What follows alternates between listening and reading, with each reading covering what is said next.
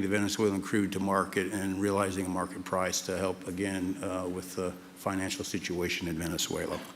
So those are my short-term perspective that I have. I'd say maybe close with a thank you, Mr. President, for the work that you've done to secure not only the national security, but the energy security of the region.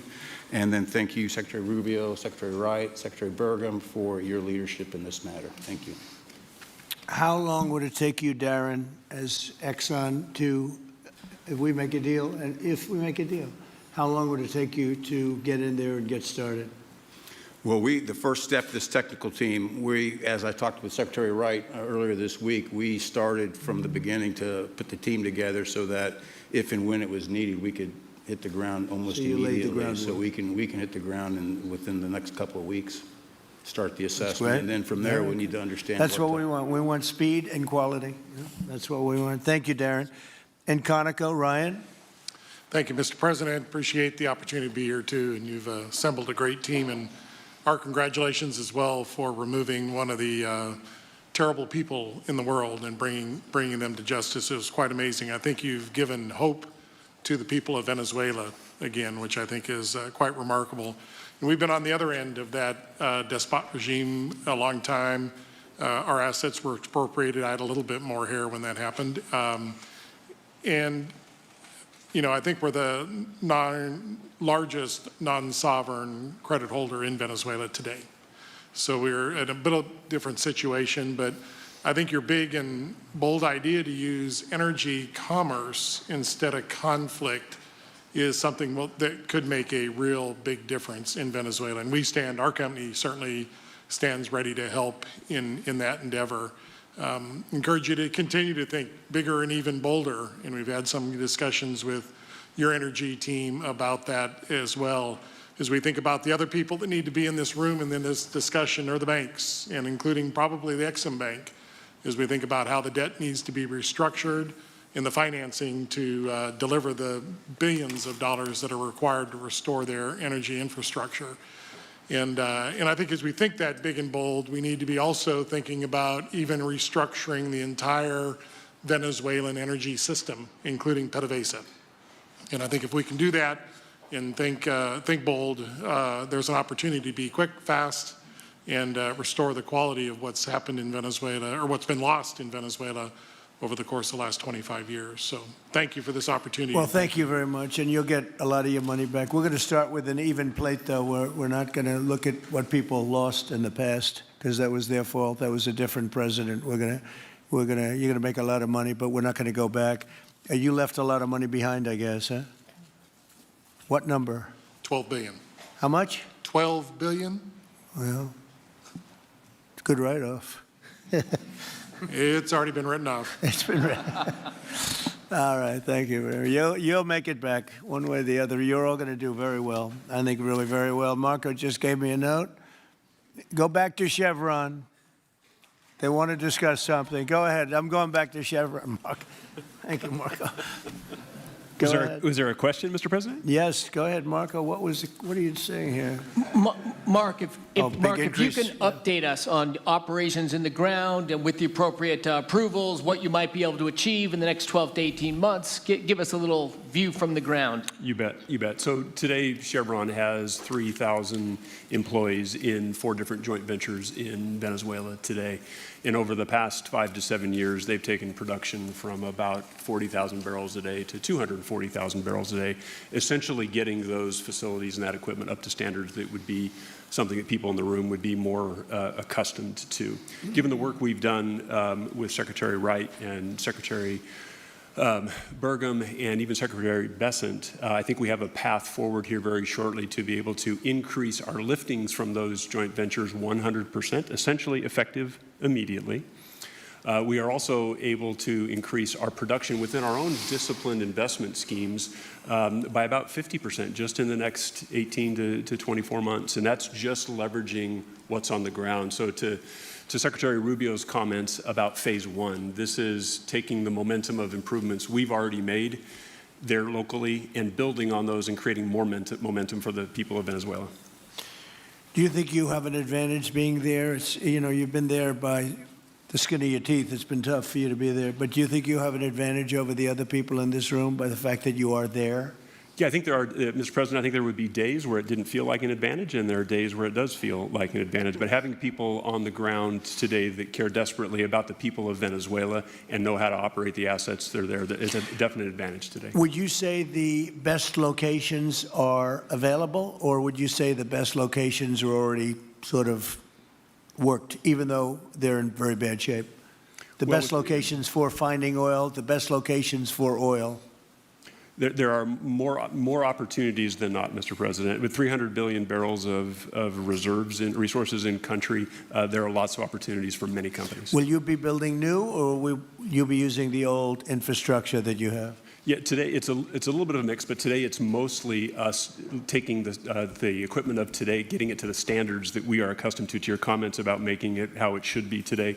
Most of the investments that we've been making are about getting it up to our standards.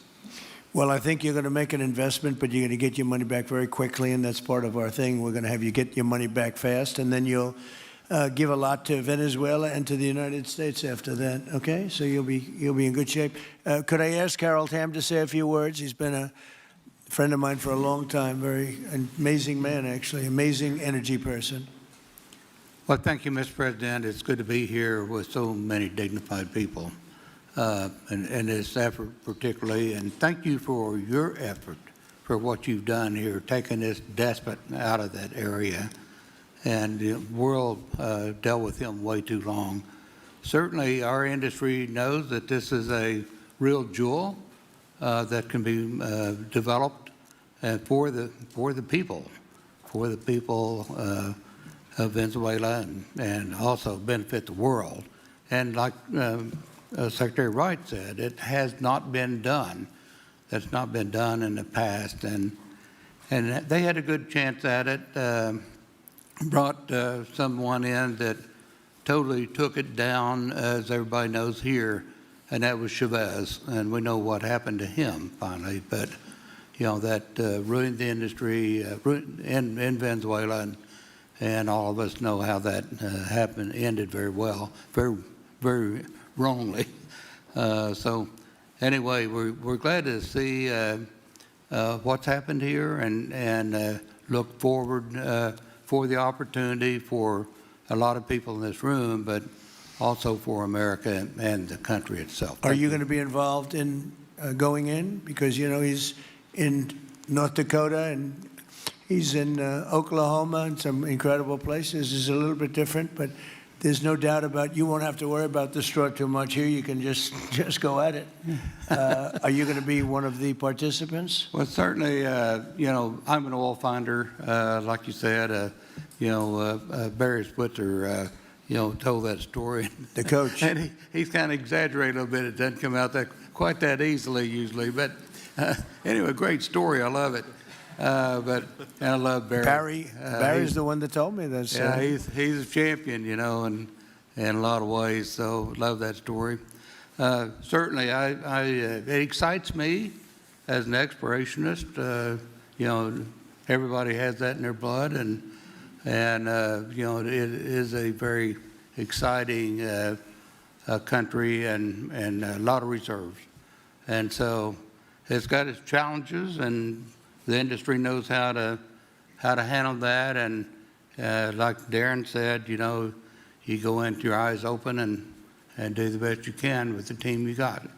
So well, you're going to have you. something that they never had really here is tremendous security. You're going to be very secure, very safe, physically safe, in addition to financially safe.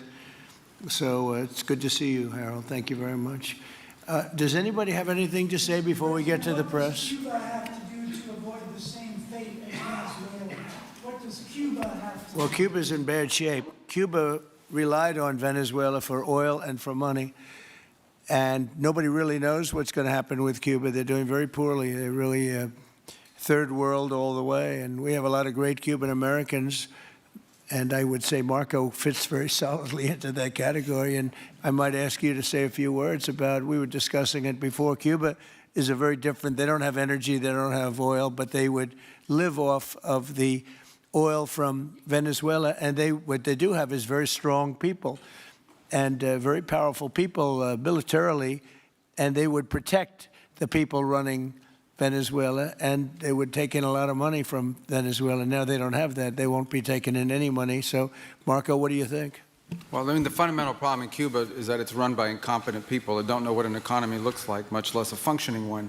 They've made a choice, and that is they would rather have political control over their people than they would to have an economy that functions. And they've gotten away with it for 60-something years because they've had donors, the Soviet Union, and now most recently Venezuela. But that's now gone. So the people in control in Cuba have a choice to make. They can either have a real country with a real economy where their people can prosper, or they can continue with their failing dictatorship that's going to lead to systemic and societal collapse. So it's a very stark and dramatic choice, and it's one we hope to make the right one. We don't have an interest in a destabilized Cuba, but that would be their fault because they refuse to allow the people of Cuba to have either economic or political freedom for that matter. And you have a lot of people in this country that want to go back to Cuba and help Cuba. A lot of people have left, they came in penniless, they didn't have anything, and they've become very rich people in our country, and they want to very much go back and help Cuba. So that's something that Cuba has that a lot of other places don't have. Peter? President Trump, thank you. I do want to ask you about Minnesota, but first, just more on topic. President Zelensky said that he was watching with the rest of the world as you made this order to go and capture Nicolas Maduro. And he said, if that's how it works with dictators, then the United States knows what to do next. Sounds like he wants you to go and capture Vladimir Putin. Would you ever order a mission to go and capture Vladimir Putin? Well, I don't think it's going to be necessary. I think we're going to have I've always had a great relationship with him. I'm very disappointed. I settled 8 wars. I thought this would be in the middle of the pack or maybe one of the easier ones. And I don't know if you know, Peter, the last month, they lost 31,000 people, many of them Russian soldiers, and the Russian economy is doing poorly. I think we're going to end up getting it settled. I wish we could have done it quicker because a lot of people are dying, and mostly soldiers. They get hit in Kiev and they get hit a little bit here and there, and people are dying there too. But largely, it's the soldier population. When you have 30,000, 31,000 soldiers dying in a period of a month, 27,000 the month before, 26,000 the month before that. That's bad stuff. So, as you know, President Biden gave $350 billion to Ukraine to fight, and we would never get that back, although I did make a rare earth deal to get it back, so we will be getting it back, but shouldn't have done that. It was a bad thing to do. I will say that right now, because I was able to get NATO to up GDP from 2% to 5%, NATO's got a lot of money, and they're paying for everything. We're not losing any money. We're making a lot of money, I guess, if you think of it, because we're selling them military equipment. They're probably giving it to Ukraine. But we're selling them to NATO military equipment. We're getting full price and all of that. But that's not a big deal to me. What is a big deal is stopping a war where 30,000 people are being killed every single month. On Minnesota, the vice president yesterday suggested that Renee Good, who was killed by this ICE officer, was part of a broad left-wing network. What has your team told you about this broad left-wing network? Who is in charge of it? Who's part of it? What's it called? Well, I haven't seen the vice president's statement, but he's generally very accurate. I hate to say, look, I watched that yesterday, and there were a lot of different forms to it. But there was a woman screaming, "Shame, shame, shame, shame." She was a agitator, probably a paid agitator, but in my opinion, she was an agitator, a very high-level agitator, so professional. She wouldn't stop screaming. I said, this isn't a normal situation. This is a professional troublemaker, because you heard it and I had it. Now, I will say this. The news sort of turned her down, turned her off, because you're trying to watch. She was so loud and so crazy and just not normal. When somebody sees something like that, they don't go screaming and the same words. So I guess you could say professional, but I didn't think she did a very good job. You have agitators, and we will always be protecting ICE, and we're always going to be protecting our Border Patrol and our law enforcement. Yeah. In your conversations with these oil executives today, did you provide any security guarantees so that they can do their work safely in Venezuela? Yeah. And separately, Mr. President, they will have those guarantees, yes. And separately, Mr. President, I'm curious in terms of the future of Venezuela. Do you see Venezuela now led by Delcy Rodriguez as an ally of the U.S.? Is that the way that you view that country Well, right right now they seem to be an ally, and I think it'll continue to be an ally. And we don't want to have Russia there. We don't want to have China there. And by the way, we don't want Russia or China going to Greenland, which if we don't take Greenland, you're going to have Russia or China as your next door neighbor. That's not going to happen.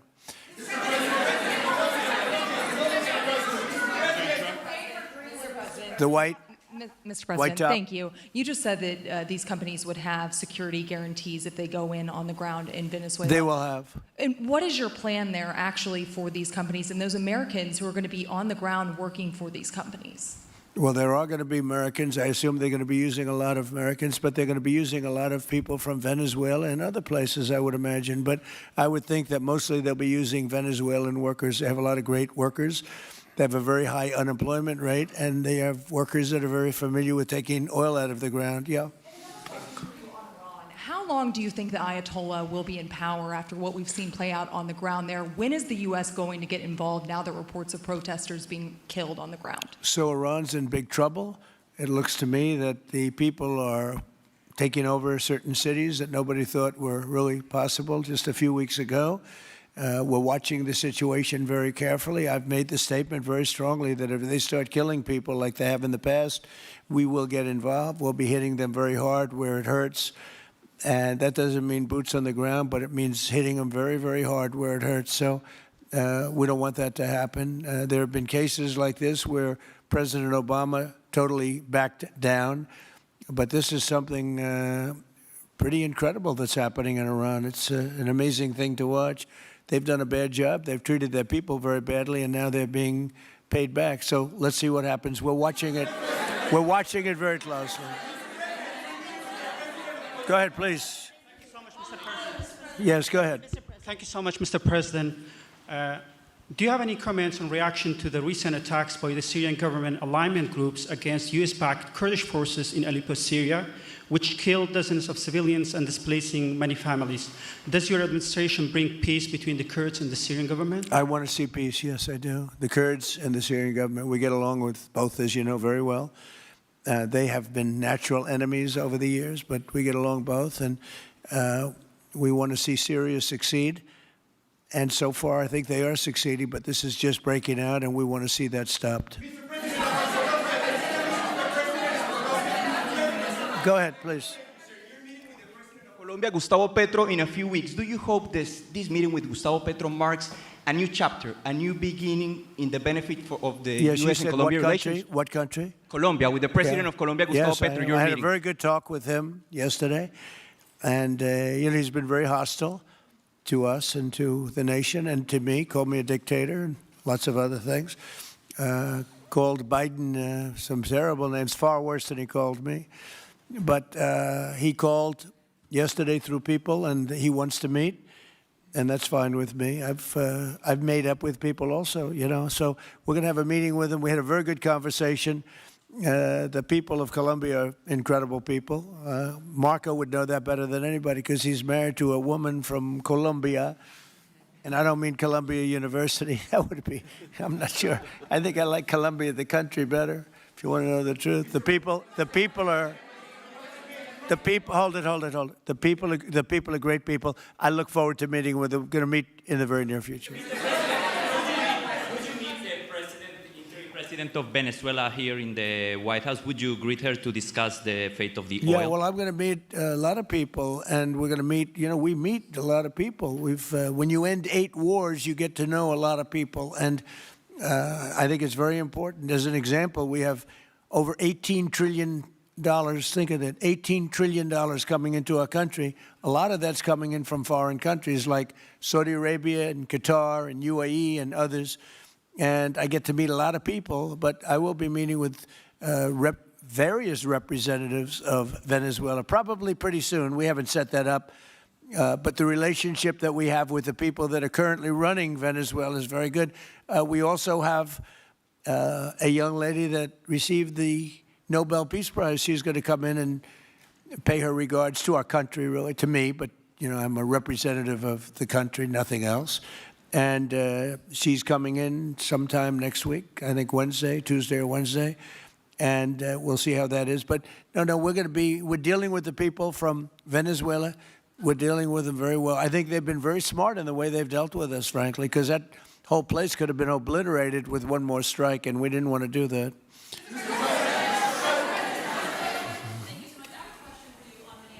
On Venezuela and your meeting with Machado next week, if she gives you her Nobel Peace Prize, will that change your view about her running that country? Well, I have to speak to her. I mean, I'm going to have to speak to her. She might be involved in some aspect of it. I will have to speak to her. I think it's very nice that she wants to come in, and that's what I understand the reason is, because Norway is very embarrassed by what took place. I mean, they're getting decimated. Look, whether people like Trump or don't like Trump, I settled 8 wars, big ones, some going on for 36 years, 32 years, 31 years, 28 years, 25 years, some just getting ready to start, like India and Pakistan, where already 8 jets were shot out of the air, and I got it done in rapid order without nuclear weapons. I can't think of anybody in history that should get the Nobel Prize more than me, and I don't want to be bragging, but nobody else settled wars. Obama got the Nobel Prize. He had no idea why. He still has no idea. He walks around, he says, I got the Nobel Prize. Why did he get a Nobel Prize? He got it almost immediately upon attaining office, and he didn't do anything, and he was a bad president. So, I mean, you should get the Nobel Prize for every war you stopped. These were major wars. These were wars that nobody thought could be stopped. President Putin called me, and he said about 2 of the wars that he's been trying to stop them for 10 years. He wasn't able to do it. He couldn't believe it. So in theory, you should get the Nobel Prize for every war you stopped. Every one of them was major. But I don't care about that. What I care about is saving lives. I've saved tens of millions of lives. You know, the Prime Minister of Pakistan came here, and he made a very public statement. He said that President Trump saved minimum 10 million lives having to do with Pakistan and India, and that was going to be raging. So, you know, but I'm honored that she's coming here. I look forward to meeting her, yes. Go ahead. The state officials there have said that the FBI is not sharing evidence with them. Typically, they would conduct a joint investigation, as you know. Do you believe that the FBI should be sharing evidence with state officials in Minnesota? Well, normally I would, but they're crooked officials. I mean, Minneapolis and Minnesota, what a beautiful place, but it's being destroyed. It's got an incompetent governor, fool. I mean, he's a stupid person. And it looks like the number could be $19 billion stolen from a lot of people, but largely people from Somalia. They buy their vote. They vote in a group. They buy their vote. They sell more Mercedes-Benzes in that area than almost. Can you imagine? You come over with no money, and then shortly thereafter you're driving a Mercedes-Benz. The whole thing is ridiculous. So they're very corrupt people. It's a very corrupt state. I feel that I won Minnesota. I think I won it all 3 times. Nobody's won it since Richard Nixon won it many, many years ago. I won it all 3 times, in my opinion, and it's a corrupt state, a corrupt voting state, and the Republicans ought to get smart and demand on voter ID. They ought to demand maybe same-day voting and all of the other things that you have to have a safe election. But I won Minnesota 3 times, and I didn't get credit for it. I did so well in that state every time. The people were crying every time after. That's a crooked state. California is a crooked state. Many crooked states. We have a very, very dishonest voting system. The last time I won, 24, the one that just took place, I won because it was too big to rig. You couldn't rig it. It was too big. But I won the state of Minnesota. It's a corrupt voting system with an incompetent governor, a very incompetent governor. And by the way, he's a very corrupt governor, too. Go ahead. I have a question on Iran, but first, very quickly on Venezuela. How do you provide total security guarantees to these companies without putting U.S. boots on the ground? Well, we're going to work with the Venezuelan leaders and people, and we're going to have a very safe group, and they're going to also bring over some security with them. You know, these are not babies. These are people that drill oil in some pretty rough places. I could say a couple of those places make Venezuela look like a picnic. These people around the table, these are tough people. They go into areas that you wouldn't want to go. They go into areas that if they invited me, I'd say, no thanks, I'll see you back in Palm Beach. No, this is a tough group of people. They know how to do it. But we are, in addition to that, we'll have very good security for them. We're going to make sure there's very, very good security. And I think the people of Venezuela are going to give you very good security. You know, the people, now I'm not talking even leadership, the people of Venezuela are going wild over this. They named a street after President Trump. What do? You attack a country and they name a street? That's never happened before, although I heard that's also taking place in Iran. They named a street, the protesters. I just hope, you know, just God bless them. I just hope the protesters in Iran are going to be safe, because that's a very dangerous place right now. And again, I tell the Iranian leaders, you better not start shooting, because we'll start shooting too. With your glasses, sir, go ahead, please. Hold it. Next to you. Yes, glasses. The gentleman with the glasses. All right, thank you, Mr. President. With those very big glasses, actually. Yeah, Ferrari, actually. Mr. President, I have two questions.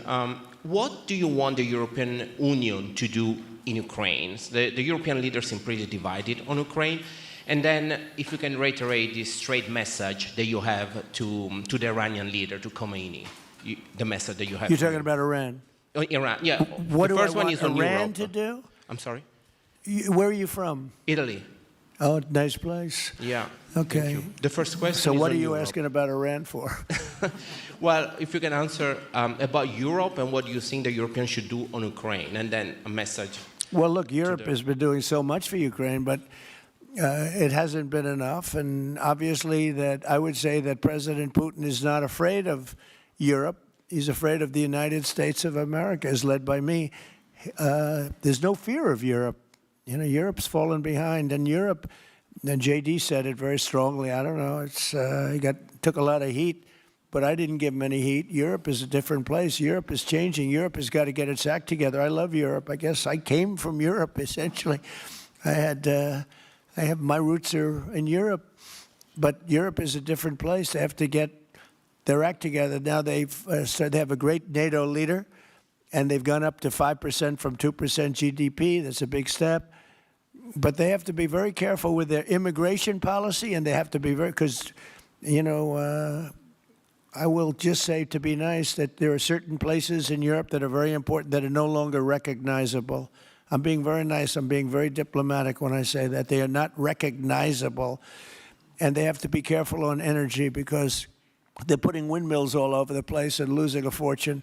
They're destroying their country. They're destroying the beautiful landscapes, the beautiful everything. They're doing. And by the way, in case you people don't know, I'm not much of a windmill person. I can proudly say, Doug, that we have not approved one windmill since I've been in office, and we're going to keep it that way. My goal is to not let any windmill be built. They're losers. They lose money. They destroy your landscape. They kill your birds. They're all made in China. And all you have to do is, you know, just about all of the windmills are made in China, the structures. All you have to do is say to China, how many windmill areas do you have in China? So far, they're not able to find any. They use coal and they use oil and gas and some nuclear, not much, but they don't have windmills. They make them and sell them to suckers like Europe and suckers like the United States before. They are the worst form of energy, the most expensive form of energy, and in 8 years they're rotted out anyway. Go take a look at Palm Springs, California, and take a look at what that looks like. It looks like a junkyard of steel. So we don't approve, and I've told my people, we will not approve windmills. Maybe we get forced to do something because some stupid person in the Biden administration agreed to do something years ago. We will not approve any windmills in this country.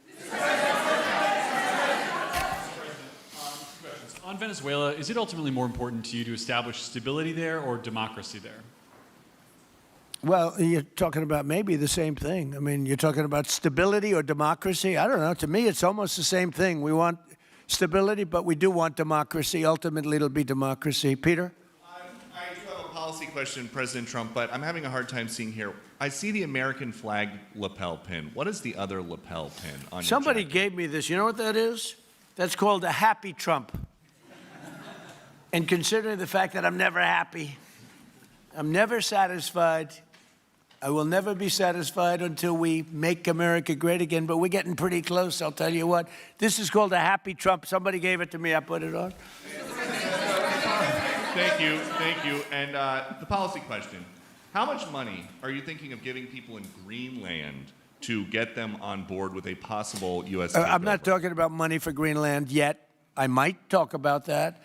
But right now, we are going to do something on Greenland, whether they like it or not, because if we don't do it, Russia or China will take over Greenland, and we're not going to have Russia or China as a neighbor. Okay?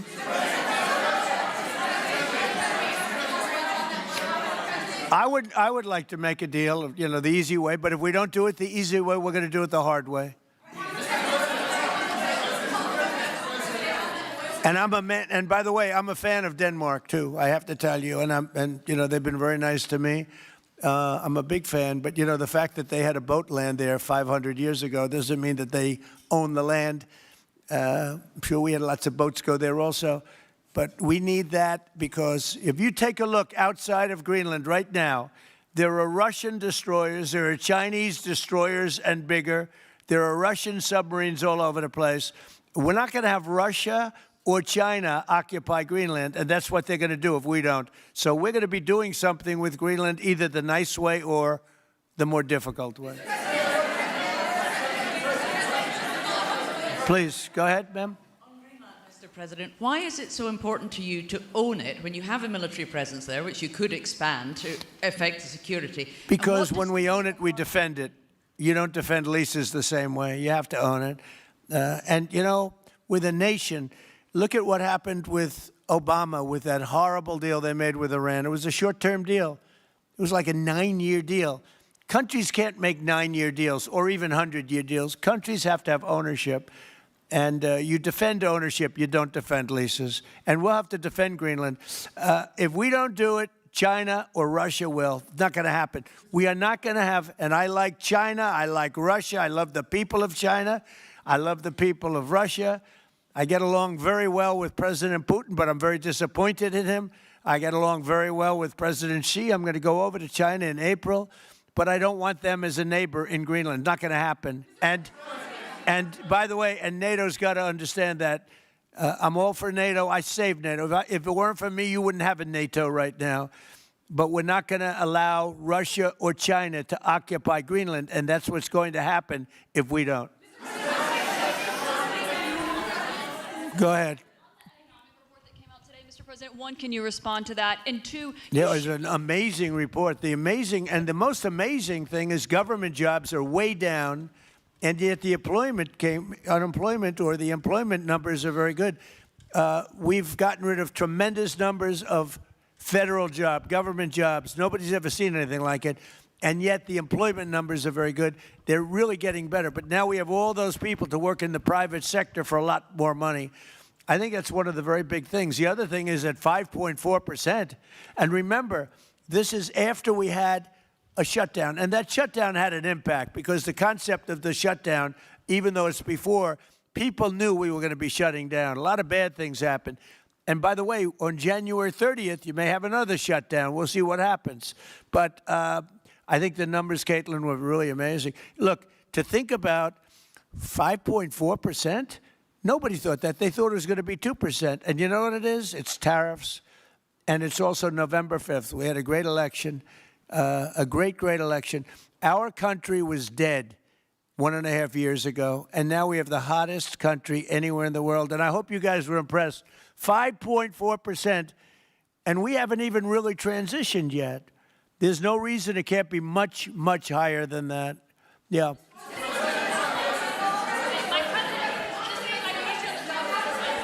first off, can you respond to the manufacturing Let's numbers? give CNN a chance. You know, they've been fighting so hard to get back into the mainstream. Mr. President, you posted some numbers actually on Truth Social last night. People saying you posted the job data early when you're not supposed to obviously share it till the next morning. Did you do that on purpose? No, I don't know. If they posted them, I said post them whenever you get a chance. I don't know. They gave me some numbers. When people give me things, I post them. But the numbers are amazing. Yeah, please. How does the administration plan to distribute the money from the Venezuela oil sales? Is it obviously you say it's going to go into these controlled accounts. Yeah. Would it go back to Venezuela in a Yeah. direct payment? Is it going through these goods? How do you plan to do that? Well, And we then I have want a to make second sure question. that Venezuela can survive. You know, Venezuela needs money, and we're going to make sure that they get money, and we're going to get money, and the oil companies are going to make something for the work they do, and they're going to get back their money. We're devising a formula, but it won't be so much of a formula. It's going to be what they need. We're going to take care of what they need. There'll be plenty left over. We're going to have a lot of money left over. And the money left over is going to the United States of America, and the oil companies are going to be very happy. Yeah, please.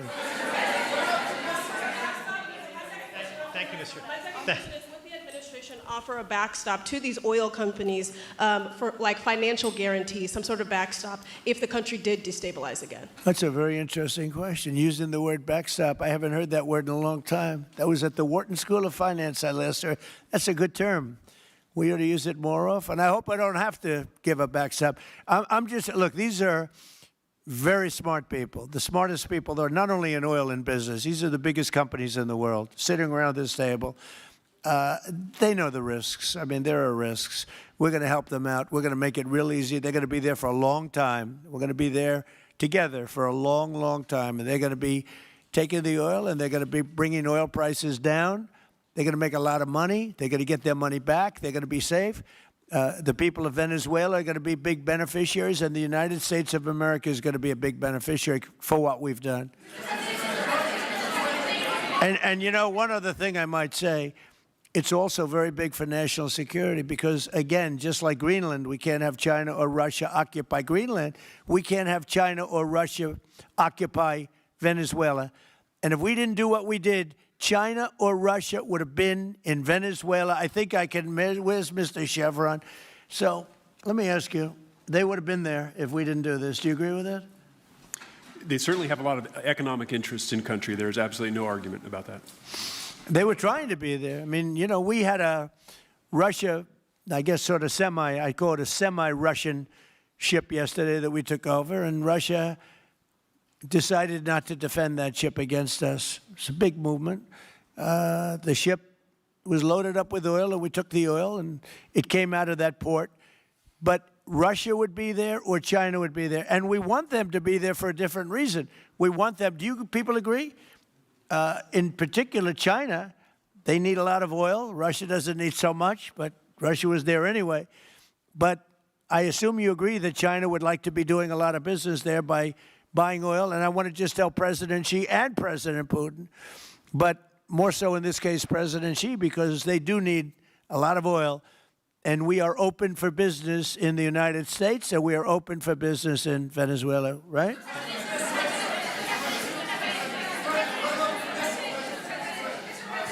Go ahead, sure. Mr. President, You know, what is your I could take questions from these people all day long.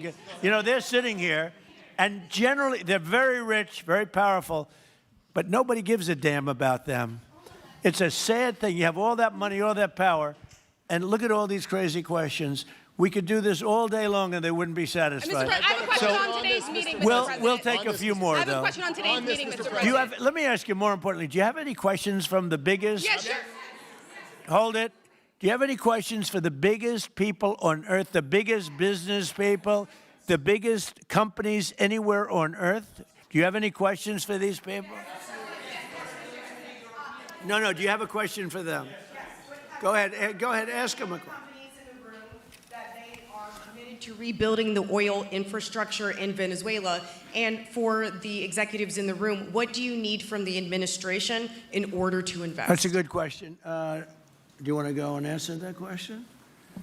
Yeah, Exxon, small company. I'll refer you back to the statements I made before. There are a number of legal and commercial frameworks that would have to be established to even understand what kind of returns that we'd get on the investments. So I think all the investments and the opportunity sets, I think everyone sitting around this table would have the opportunity and the know-how and the capability to make the investments.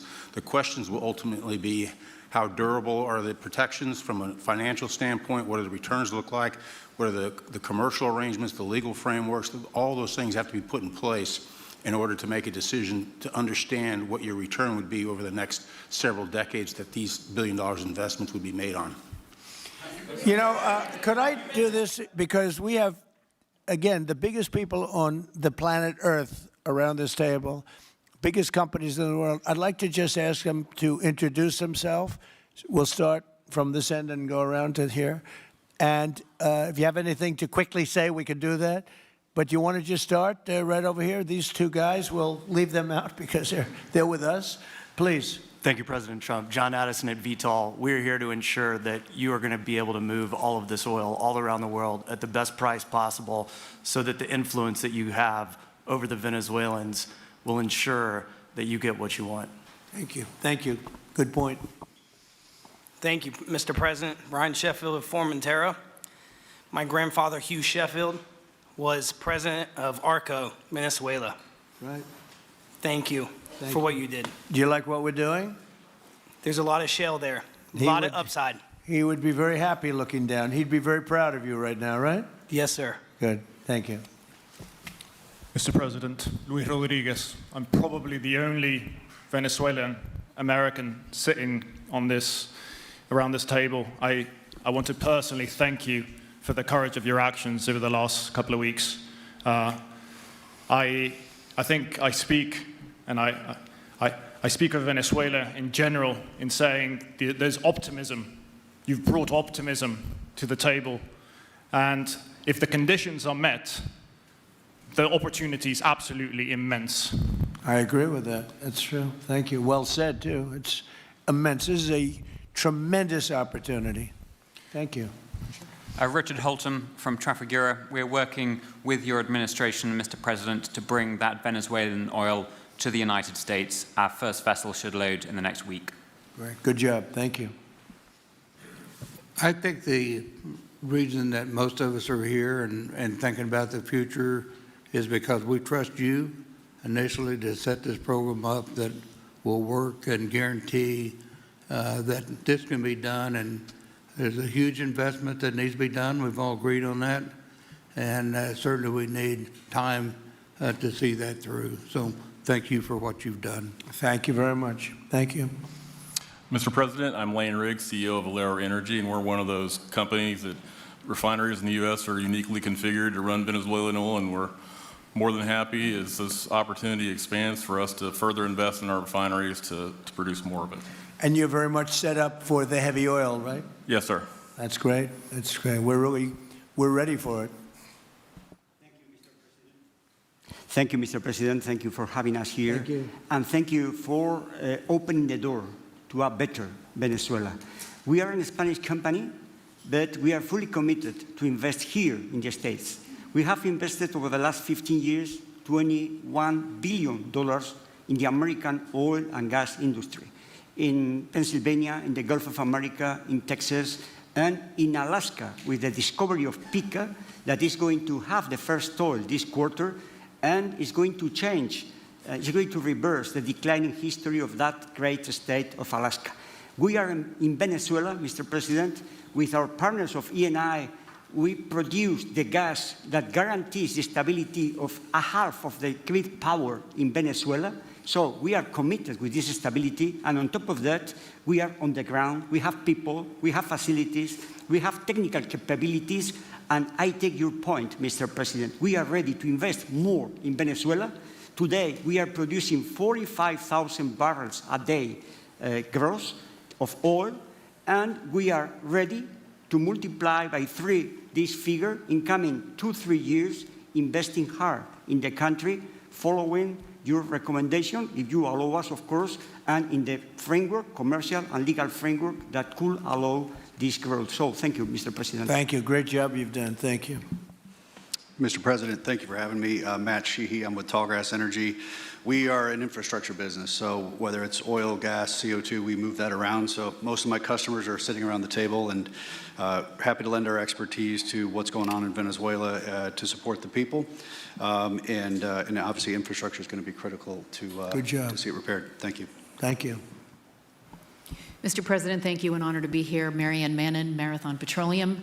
We are one of the largest U.S. refiners. On behalf of the men and women of Marathon Petroleum and of our industry, thank you and the administration for what you're doing for U.S. energy independence.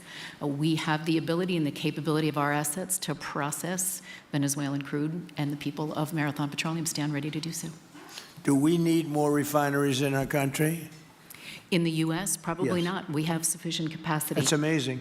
A lot of it was approved during my first term. We were getting you approvals that nobody could have gotten in Louisiana and other places, and they got built. Before that, it was a disaster. We didn't have the refineries. Now we do because of the first term. Please. Darren Woods, ExxonMobil. Okay, we'll go over here.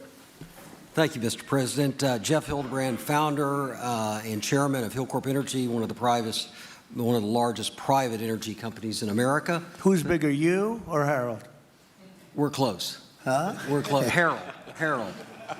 Absolutely, Mr. Ham. But thank you for your great, tremendous leadership in protecting the interests in the Western Hemisphere. The message that you have sent to China and our enemies to stay out of our backyard is absolutely fantastic. So thank you. Thank you very much. And finally, Hillcorp is fully committed and ready to go to rebuilding the infrastructure in Venezuela. You'll go there? You'll be going? Yes. Good. That's good. You'll be very happy. Thank you very much. Thank you, Mr. President. Jeff Miller, CEO of Halliburton Company. We are the largest American oilfield services company. We're the second largest in the world, been in business over 100 years. Started operations in Venezuela in 1938, long time in Venezuela. I personally lived there for 4 years and raised my kids there. So quite familiar with Venezuela and just couldn't express gratitude more so for the opportunity to return to Venezuela under the stability that I know that this team and your team are able to deliver. And so When did you leave? Huh? When did you leave Venezuela? As a company, we left under the sanctions in 2019. So we had intended to stay, and then when the sanctions went into place, we were required to leave. But very much interested in returning. Have 600 Venezuelans with Halliburton today, all around the world. Look forward to putting them back to work. Great job. Great Thank job. you. You'll be back. Please. Mr. President, I'm Alex Granberg. My company, Aspect Energy, is one of the leading American international wildcatters. We've found significant fields in central Are and you a south. wildcatter? I'm a wildcatter. That's pretty cool, I'll tell you. I would have been a wildcatter, too, if I was in. And you've been successfully wildcatting. We've found significant fields in Central and South America, in the Middle East, and in Europe. We're a leading That's oil great. producer in Hungary. But probably the most pertinent example is what a wildcatter does is take on risk and try to reduce it, and then other people come in and put more capital in later, so we're kind of kickstarters in the oil industry. We went into Kurdistan very early on, back when Right. people told us it wasn't safe and we shouldn't do it.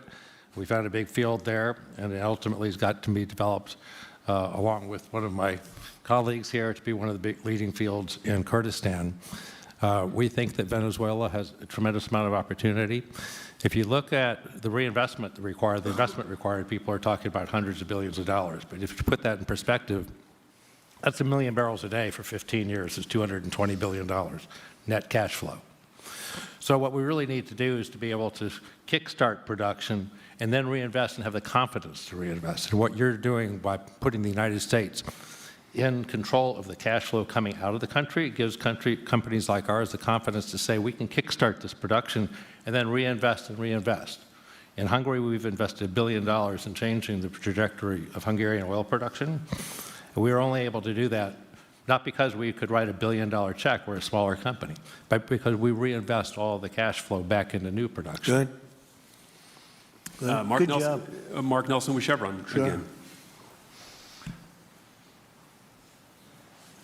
Thank you, Mr. President. I'm Claudio Scalzi, and ICO, Italy. We started working in Venezuela in 1980. We have a lot of oil, but now just the gas is flowing because it's not under sanction. And as my colleague from Repsol said, we cover more than about 50% of the electricity in the country, so that is essential. And we're doing really well.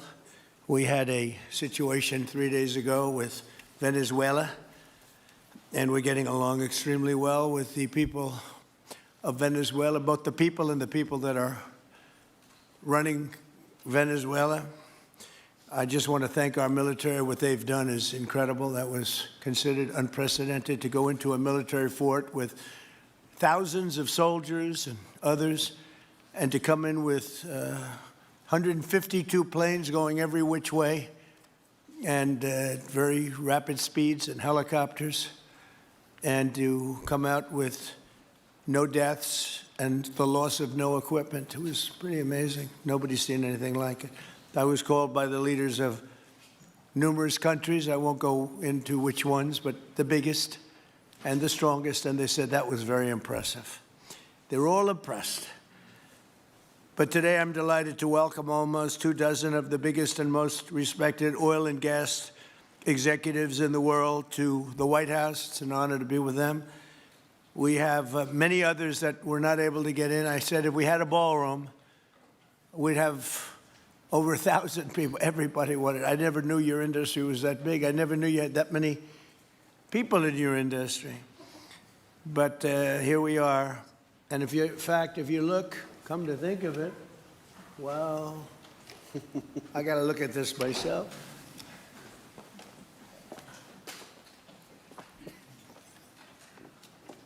Wow. What a view. This is the door to the ballroom. Well, what did you have? Unusual time to look, but I figure we might as well do it. If the fake news would like to go back and take a look, you can, but you'll see a very big foundation that's moving. We're ahead of schedule in the ballroom and under budget. It's going to be, I don't think there'll be anything like it in the world, actually. I think it'll be the best. We went from, this is, as you know, our biggest room, which would seat 100 for dinner, maybe, if you're lucky, if you're nice and tight. And the ballroom will seat many. And it'll also take care of the inauguration with bulletproof glass, drone-proof ceilings, and everything else, unfortunately, that today you need. So we're going to discuss how these great American companies can help rapidly rebuild Venezuela's dilapidated oil industry and bring millions of barrels of oil production to benefit the United States, the people of Venezuela, and the entire world. And yesterday, the number is 30 million barrels. I can't even, is that a correct number? 30 million barrels. You hear that, Peter? Of oil was given to us by Venezuela. That's a lot of oil. It's about $4 billion worth, and it's on its way to the United States right now. And we want to thank Venezuela for that.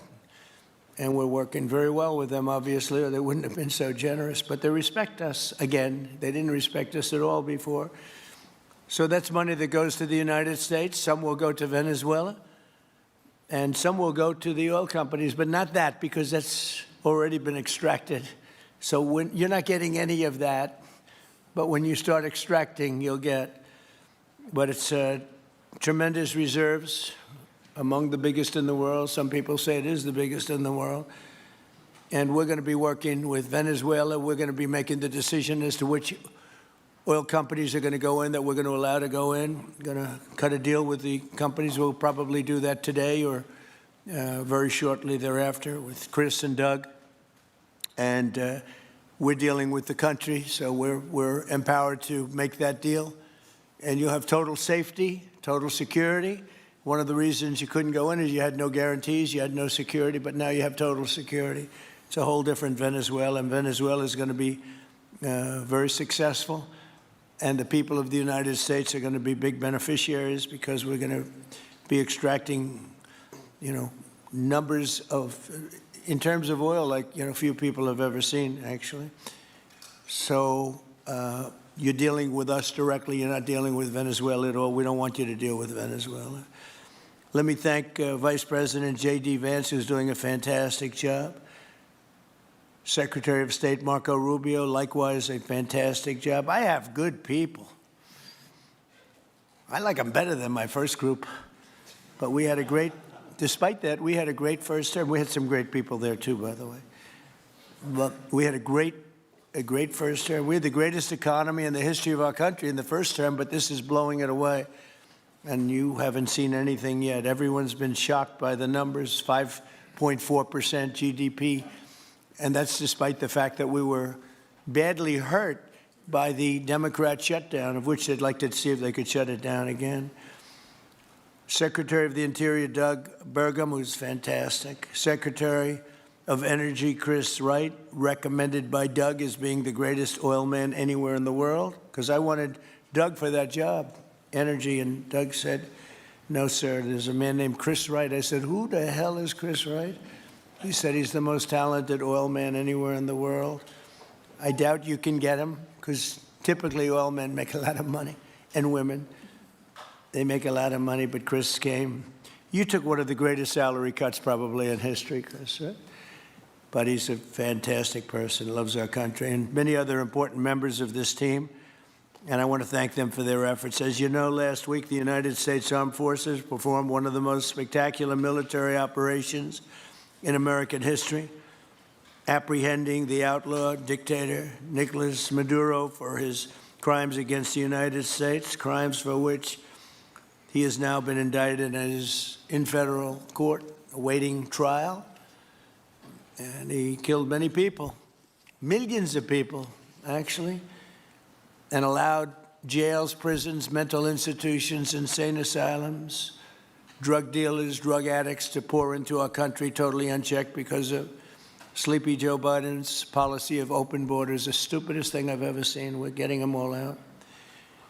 The departure of Maduro makes it possible an incredible future for both nations, Venezuela and the United States, in which we will more closely integrate the economies of two major energy powers in the Western Hemisphere. Energy coming out of Venezuela was very small. One of the things the United States gets out of this will be even lower energy prices. We have people now getting gasoline for $1.99, $1.96, $1.95, $1.92 yesterday, somebody. And it used to be $3.50, $4, $5 a gallon. Think of that, $1.99. Decades ago, the United States built Venezuela's oil industry at tremendous expense with American skill, technology, know-how, and dollars. But those assets were stolen from us, and we had presidents who did nothing about it. This president is much different than your other presidents. They did nothing about it. They stole it. Some of the people in this room were a little bit younger when that happened, but not that much younger. It wasn't that long ago. But they stole our assets like we were babies, and the United States did absolutely nothing about it. So now we're doing everything about it. Now we're doing 500% about it, but it's a long time after the act took place. So they stole from us, and it was taken by socialists and communists at the time, and Venezuela was going bad, really bad. And as much oil as they have, they're producing almost nothing, which is just a system. So we're really, if you look at it, we're taking back what was taken from us. They took our oil industry. We built that entire oil industry. Started a long time ago, but they took it, and they were very ungracious to this country, but now they're being very nice. American companies will have the opportunity to rebuild Venezuela's rotting energy infrastructure and eventually increase oil production to levels never, ever seen before. When you add Venezuela and the United States together, we have 55% of the oil in the world. The United States is number one. We have them drilling. Drill, baby, drill was my campaign. And Doug and Chris, I think we're setting records on drilling right now and taking oil without Venezuela. That's how we're getting the oil prices down. The plan is for them to spend, meaning our giant oil companies will be spending at least $100 billion of their money, not the government's money. They don't need government money. But they need government protection and need government security that when they spend all this money, it's going to be there so they get their money back and make a very nice return. The plan is for them to spend at least $100 billion to rebuild the capacity and the infrastructure necessary.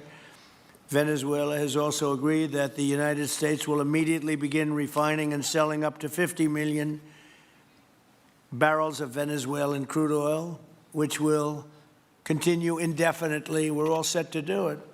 We have the refining capacity. It was actually based very much on the Venezuelan oil, which is a heavy oil, very good oil, great oil. It's fantastic for certain things like asphalt roads, the best there is in the world for asphalt roads and other things. All of the companies here today are going to be treasured partners in bringing the nation of Venezuela back to life, restoring its economy, and generating great wealth for their companies and for their people, and also great wealth for the American people, and tremendous wealth for the companies that are going in. The companies that are going in, and if you don't want to go in, just let me know, because I got 25 people that aren't here today that are willing to take your place. So I just want to thank, these are people that I either know or I know of by reading lots of business magazines and journals and papers. These are the greatest oil people anywhere in the world. Harold Hamm, I see, is here. Harold, you know, there's a story about Harold Hamm that he could look at a piece of land, put a straw into the land, and oil pours out. Is that true about you? Whereas some of you guys have to